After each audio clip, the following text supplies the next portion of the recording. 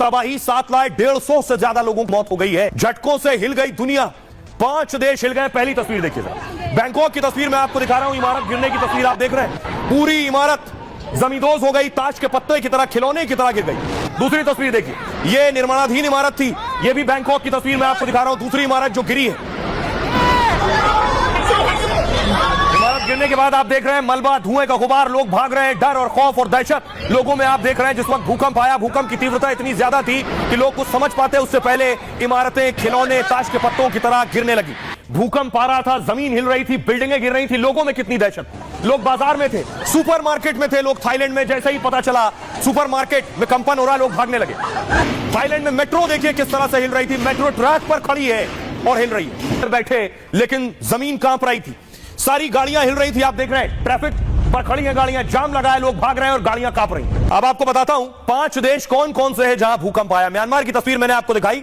वो 5 देश म्यांमार में तबाही हुई है। म्यांमार ही भूकंप का केंद्र था दरअसल। और म्यांमार के अलावा थाईलैंड, बैंकॉक, चीन और भारत, बांग्लादेश, इन देशों में भूकंप की तीव्रता ज्यादा थी। खासतौर पे म्यांमार, थाईलैंड और बैंकॉक में यही तबाही हुई है। अब आपको बताऊं क्या जानमाल का नुकसान हुआ, कितनी तबाही हुई है, क्योंकि जो तस्वीरें सामने आ रही हैं वो डरा देने वाली है। यह हाल था इन देशों का। थाईलैंड, म्यांमार सहित 5 देशों में भूकंप के झटके महसूस किए गए। 50 मिनट के अंदर 3 झटकों से हड़कंप मच गया। 7.7 तीव्रता के भूकंप से धरती हिल गई। भूकंप का केंद्र म्यांमार के संगाइन के पास था। संगाइन के पास इसकी गहराई 10 किलोमीटर बताई जाती है। झटके भारत, बांग्लादेश और चीन में भी महसूस किए गए। म्यांमार और थाईलैंड में सबसे ज्यादा नुकसान हुआ है। कई इमारतें और पुल भूकंप से जमींदोज हो गए। बैंकॉक में अंडर कंस्ट्रक्शन 30 मंजिला इमारत गिर गई। साइट पर 400 लोग काम कर रहे थे, दब गए। 80 लोग लापता बताए जा रहे हैं। भूकंप में एक मस्जिद और यूनिवर्सिटी पूरी तरह से ढह गई है। दोनों जगहों पर 25 लोग मलबे में दबे। भूकंप से अवा ब्रिज, इरावदी नदी भी गिर गया है और भूकंप से स्टेशन पर खड़ी मेट्रो हिलने लगी। भूकंप के बाद ट्रेन और मेट्रो सेवाएं रोक दी गई फौरन। थाईलैंड में इमरजेंसी का ऐलान कर दिया गया। कई बहुमंजिला इमारतों को खाली कराया गया है। बैंकॉक में चारों तरफ बिल्डिंग का मलबा फैला है। मलबे में दबे लोगों को रेस्क्यू किया जा रहा है। प्रधानमंत्री मोदी ने दोनों देशों को मदद की पेशकश की है। उनकी तस्वीर देखिए। म्यांमार भूकंप का केंद्र था। एयरपोर्ट पर देखिए प्लेन खड़े हुए। ये एयरपोर्ट के अंदर की तस्वीर, लोग भाग रहे हैं। सब कुछ तबाह तहस नहस एयरपोर्ट में हो गया। अंडर कंस्ट्रक्शन इमारत थी जो बन रही थी।